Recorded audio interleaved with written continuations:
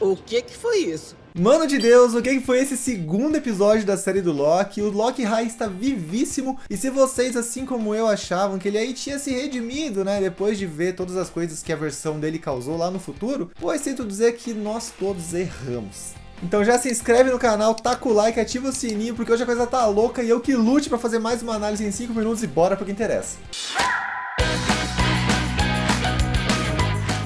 Vocês lembram que no vídeo da semana passada eu comentei que essa versão do Loki, ela é a versão de 2012, que ainda é muito egocêntrica, que tá aí buscando por poder, tem aquela mania de grandeza e tudo mais? Pois bem, quando ele chegou na VT, ele se mostrou ali vislumbrado, né, pelo poder do controle do tempo, e tem também até a questão das joias do infinito nem funcionarem ali dentro. Então não preciso nem dizer pra vocês que, ó, a ganância ali tocou no coraçãozinho dele naquele momento, né? Nesse episódio aí a gente viu que essas características do Loki, elas continuam extremamente vivas dentro dele. E paralelamente a isso, ninguém melhor do que o próprio Loki pra entender como que a própria variante dele vai se comportar perante as coisas que ela tá fazendo, até porque essas situações estão causando ramificações em toda a linha sagrada do tempo. Tem um ponto muito importante do episódio, que meio que segue a linha do episódio anterior, né, que era meio explicativo, que é a senhorita Minutos explicando pro Loki o que acontece se eles não conseguirem resetar a linha do tempo antes que ela atinja o limite máximo, que é aquela tal linha vermelha que eles sempre chamam, né? Basicamente essa linha vermelha é o limite onde a realidade pode existir, e quando chega nesse ponto já não tem como voltar mais. Acaba acontecendo aí o colapso da linha do tempo e a destruição da realidade conhecida, e a AVT já não consegue mais interferir nesse momento, porque eles não conseguem mais acabar com esse evento Nexus. E só pra lembrar rapidinho pra vocês, o evento Nexus é aquele acontecimento que acontece fora da linha sagrada do tempo, né, que não tá previsto aí pra acontecer. No caso, o Loki é um próprio evento Nexus. Só que mesmo aí, depois de todas essas explicações, o Loki ele quer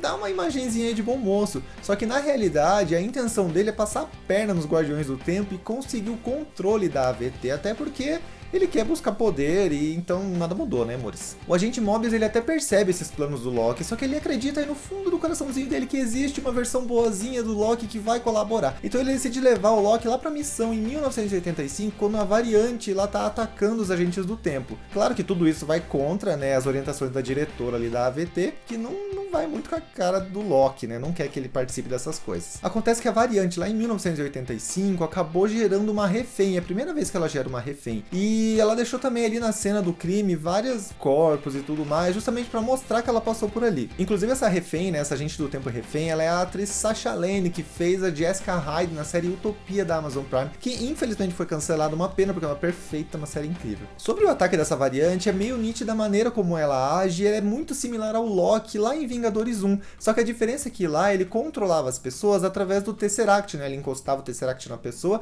aí a pessoa ficava sob controle dele. Aqui não, essa nova variante ela consegue controlar uma pessoa estando distante dela. Isso só mostra aí o quanto ela é poderosa e o quão perspicaz ela é. Isso se ela não for mais ainda do que o próprio Loki, coisa que ele inclusive se recusa a admitir que ela possa ser. E nessa investigação aí, em 1985, Loki ele acaba percebendo qual que seria o plano dessa variante, até porque eles pensam de maneira similar, né? E ele vê aí uma oportunidade dele conseguir triunfar perante aquilo que ele quer. Então ele começa a mexer os pauzinhos. E aí, continuando naquela família de bom moço, igual eu comentei, ele continua ajudando o Mobius, né, a tentar entender onde que essa variante pode estar andando. Só que para isso eles precisam recorrer a documentos antigos da AVT. Inclusive, como é que pode, né? A AVT ela é tão futurista, tão tecnológica e fica trabalhando com coisas físicas, papéis e cheiro de ácaros e pó e... O Loki ele até tenta conseguir aí alguns documentos de maneira ilegal enquanto ele tá pesquisando, né? Como, por exemplo, a origem dos Guardiões do Tempo, ou então o início de tudo. Só que aquela atendente irritante ali que ela só atende quando você aperta o botãozinho, ela não quis ceder nada pra ele, não. Ela só deixou ele pegar o único documento que ele podia, que era basicamente os documentos dele próprio, da sua própria existência. E enquanto ele tava folheando, ele viu a própria destruição de Asgard, que ele não tinha visto ainda nas cenas do episódio anterior. E nessa cena, foi nítido que ele se emocionou de verdade, porque o Loki ele tem, apesar de ser malvadão, ele tem uma ligação muito forte com a família. O olho dele ficou marejado e tal, levantou um pinguinho de esperança, só que não, cai fora com uma cilada, Bino. E aí, durante essa análise desses documentos, o Loki acaba percebendo que catástrofes naturais, elas devem acontecer e irão acontecer, independente de qualquer intervenção que aconteça no meio dela. E aí ele percebe que esse seria um cenário perfeito para que uma variante acabe se escondendo sem ser captada pela AVT. E como consequência disso, se essa variante fizer alguma coisa durante esse acontecimento, ele não vai gerar nenhum evento Nexus, porque é um evento que vai acontecer. Isso meio que pode explicar por que a AVT não interferiu diretamente nos acontecimentos dos últimos filmes da Marvel, né? Como, por exemplo, aquela viagem do tempo no Vingadores Ultimato e tudo mais, ou então até mesmo aquela morte do Thanos e tudo mais. Então eu entendo que na visão da AVT isso era algo que deveria ter acontecido, por isso que eles não interferiram. Só que olha, Marvel, essa história não cola comigo não.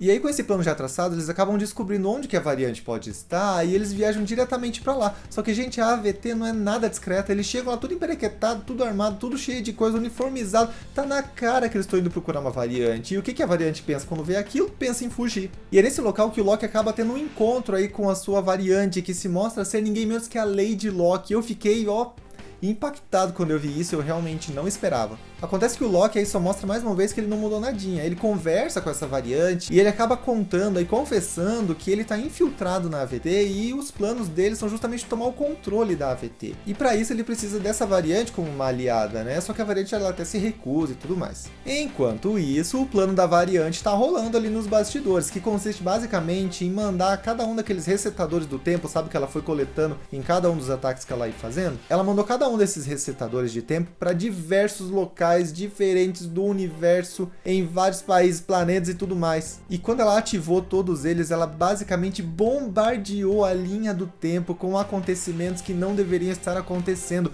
Ela criou eventos nexos em vários lugares diferentes do universo. Não, chega aqui, chega mais perto. Câmera, chega um pouquinho mais perto. Gente, ela deu início à criação do multiverso no universo da Marvel. Vocês têm noção da lasqueira que vai ser pra consertar tudo isso? Eis que aí na sequência, essa variante, né, a Lady Locke, ela acaba fugindo por uma daquelas portas que aparece assim do nada. Aí o Loki fica, será que eu vou? Será que eu não vou? Até que ele decide ir com ela. Mesmo com o Mobius lá atrás correndo na direção dele, pedindo pra ele não ir. E por outro lado, a AVT desesperada lá, vendo as ramificações acontecendo na linha sagrada do tempo. E aí o episódio acaba e eu fiquei, meu Deus, onde é que isso vai dar? E como eu fiz no vídeo anterior, eu não posso deixar de citar a grandiosidade da Marvel aí em se preocupar com pequeniníssimos detalhes ao longo do episódio. Temos essa senhorinha aqui irritante conversando no Messenger durante o trabalho e ela só para de conversar se você tocar no sininho, tá? E tem também um papo muito legal do Loki com o Mobius, que o Loki aí tá negando a existência dos Guardiões do Tempo e tudo mais. É como se fosse aí uma conversa meio religiosa, sabe? Onde você nega a existência de Deus e tudo mais. No caso, o Loki tá negando a existência dos Guardiões do Tempo, só que achando totalmente natural a existência onde ele foi criado. E também a gente tem aí uma similaridade muito grande com os quadrinhos. Não sei se vocês repararam, mas a meretíssima do primeiro episódio também é a Renslayer, que aparece conversando com o Mobius lá na sala dela. E também tem esse cara aqui, lembra ele da camiseta manchada que eu falei no último episódio? Pois então, ele também apareceu nas cenas iniciais, lá quando o Loki chegou na AVT, ele tava lá recepcionando e tudo mais, e ele também apareceu na outra cena aqui tomando um cafezinho. E vale citar também que a Renslayer comentou que o Mobius colocou o copo dele ali em posições diferentes das outras vezes, só que não foi o Mobius propriamente dito. Tá, mas como é que isso se explica e tudo mais? Acontece que lá nos quadrinhos a AVT, ela visa aí a eficiência em seus processos e além disso ela também visa evitar atritos entre funcionários. Então o que ela faz? Ela utiliza clones dos seus funcionários justamente para evitar que um entre em atrito com o outro, afinal são todos iguais. Legal, né? Agora eu quero saber de você, deixa aí a sua teoria, qual que você acha que vai ser o próximo passo do Loki, qual que você acha que vai ser os planos da Lady Locke? E se você curtiu, não esquece de tacar o like, se inscrever no canal, ativar o sininho, compartilhar com a galera. Até o próximo vídeo e falou!